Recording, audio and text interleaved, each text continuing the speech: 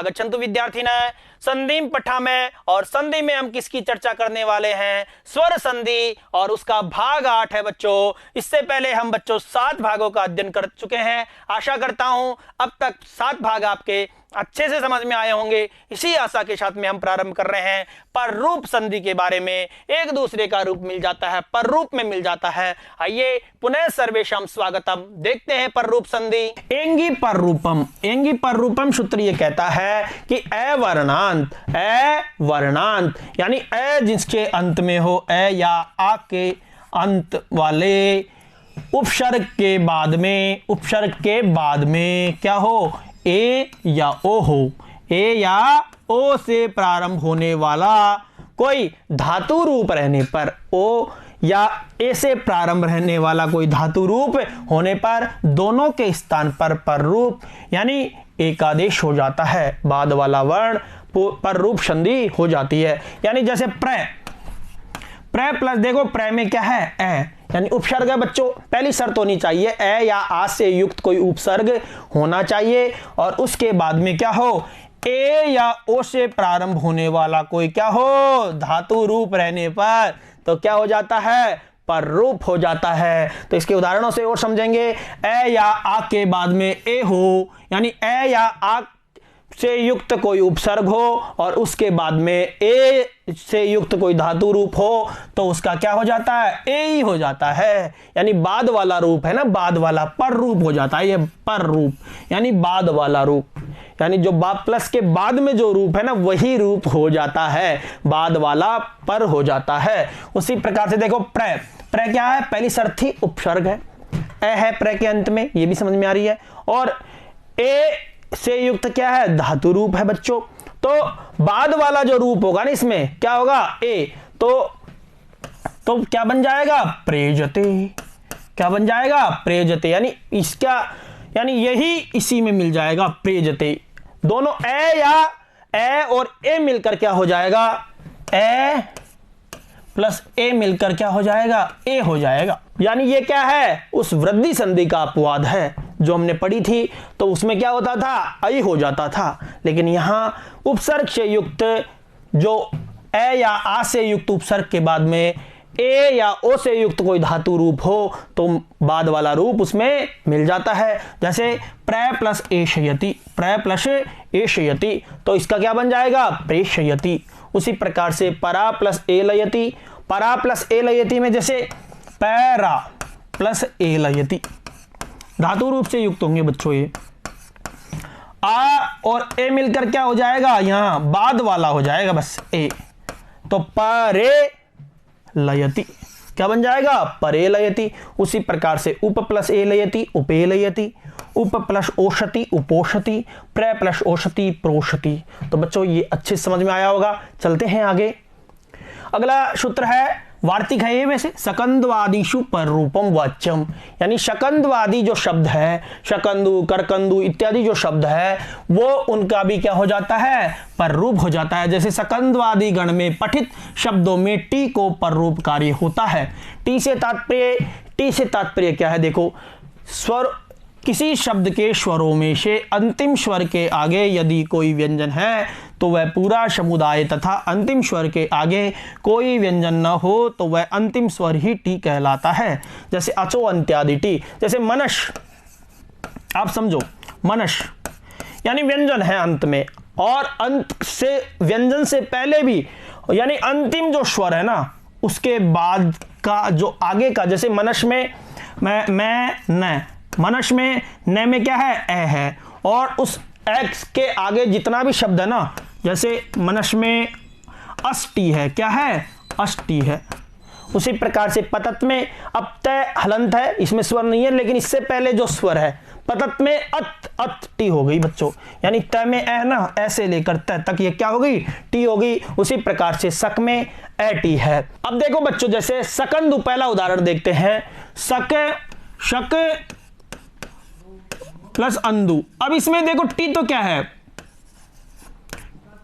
ए है, A T है और आगे भी ए है, तो दोनों का मिलकर क्या हो गया? वही ए में ही पहले वाला ए मिल गया और इसका क्या बन गया? शकंदु। तो बच्चों अगर टी इस प्रकार से नहीं मिलती तो क्या रूप बनता, शकंदु होना चाहिए था। तो यहां यही कहता है कि शकंद्वादिषु पर रूपम वाच्यम, यानी शकंद्वादी जो धातु होती है उनमें क्या हो जाता है, पर रूप हो जाता है। उसी प्रकार से कर्क, कर्क में भी क्या बनेगा, करकंदु, ये फिक्स उदाहरण है बच्चों। उसी प्रकार से कुल प्लस अटा, और इस ल में ही ए मिल गया बस, तो क्या बनेगा, कुलटा, ये भी दीर्घ का अपवाद है। हल प्लस ईशा, और यहां भी हल में भी एटी है और उसी में क्या मिल गया, ई मिल गया, तो रूप क्या हो गया, हलीशा। क्या हो गया, हलीशा। ये गुण का अपवाद है, वैसे इसमें क्या होना चाहिए था, हलेशा होना चाहिए था, लेकिन ये इसमें टी होने के कारण और इसका सूत्र में होने के कारण ये हुआ बच्चों।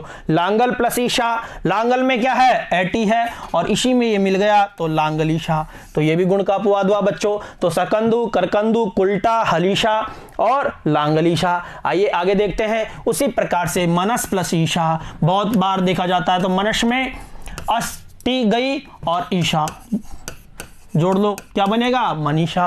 उसी प्रकार से पतत, पत अति का लोप हो गया और इसमें ए मिला तो पतंजलि रूप हो गया, क्या बना, पतंजलि हुआ।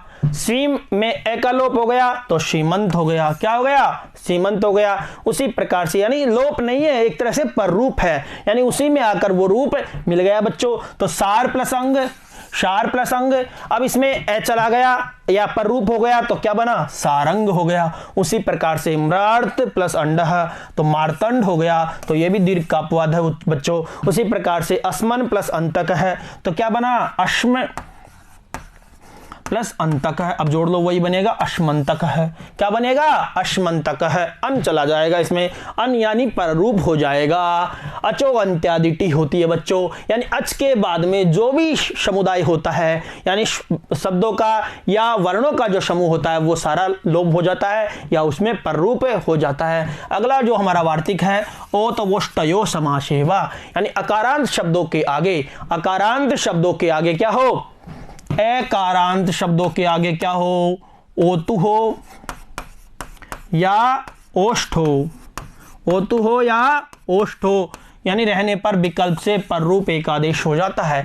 ये कार्य समास होने पर ही होता है, ये कार्य समास होने पर ही होता है, पर रूप के अभाव में यथा प्राप्त वृद्धि एक आदेश हो जाता है। बच्चों देखो समझो, ए के बाद में क्या है, ए है सब जगह, देखो ए, ओतु है या ओष्ठ है, ओतु है या ओष्ठ है, तो ए और ओ मिलकर क्या हो गया, यहां पर रूप हो गया, तो यानी इसी में मिल गया बच्चों।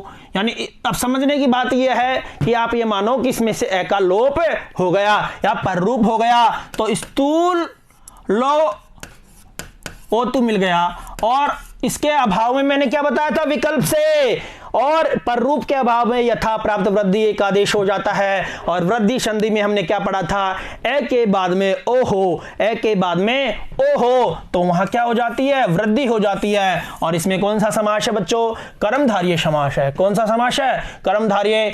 और उसी प्रकार से बिंब प्लस ओष्ठ, तो इसका क्या बनेगा, बिंबोष्ट है। यहाँ ए और ओ क्या हो गया, पर रूप हो गया बच्चों, और रूप बना बिंबोष्ट है। और यहाँ बहुब्री समास है और बिंबोष्ट जो बहुब्री समास, और इसके कारण यहाँ पर रूप संधि हुई। लेकिन बच्चों अगर इसमें यहाँ पर रूप नहीं करे तो यहाँ वृद्धि होगी, बिंबोष्ट। उसी प्रकार से कंठ प्लस ओष्टम, कंठोष्टम और कंठोष्टम, यहाँ भी समार द्वंद्व है बच्चों। उसी प्रकार से दंत प्लस ओष्टम, दंतोष्टम, यानी दंतोष्टम और दंतोष्टम, यह दो रूप बनेगा, यानी यहाँ भी समार द्वंद्व है। तो इस प्रकार से बच्चों ये यानी यहाँ कुछ नहीं है, यानी ए के बाद में ओतु या ओष्ठ हो, ओतु या ओष्ठ हो, तो वहां क्या हो जाता है, पर रूप एक आदेश हो जाता है। और पर रूप के अभाव में वहां क्या कौन सी संधि होती है, वृद्धि संधि हो जाती है। इस प्रकार से बच्चों आइए अगला सूत्र देखते हैं, ओमांगोष्ठ।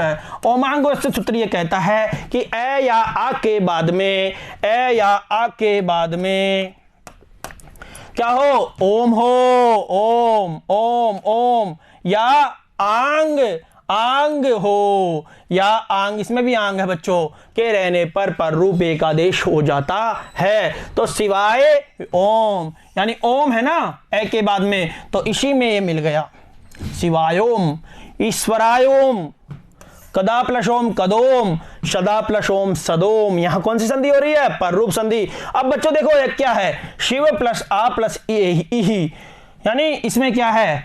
आ और ई मिलकर क्या होता है? गुणे ए होता है।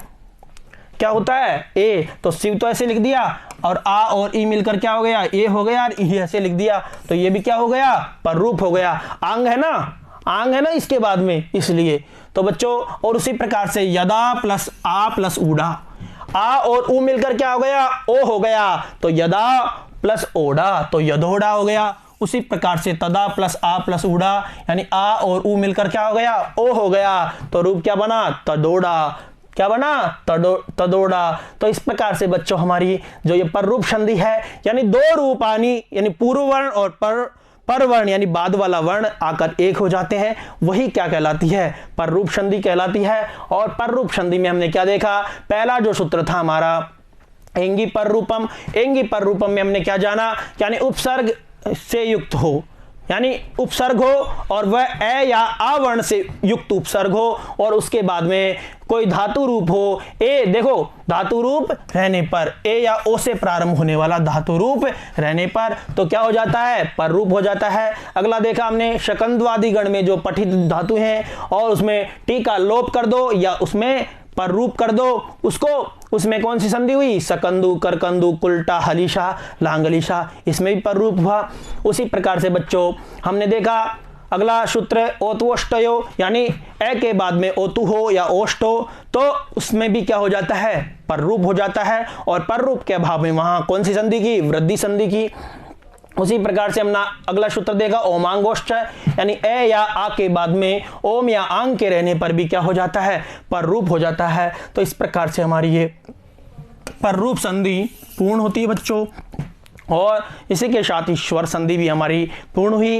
ये सारी स्वर संधि आपके अच्छे से समझ में आई होगी। इसी आशा और विश्वास के साथ अगले भाग में फिर मिलते हैं, अगली कक्षा में फिर मिलते हैं। धन्यवादः, नमो नमः, पुनर्मिलामः।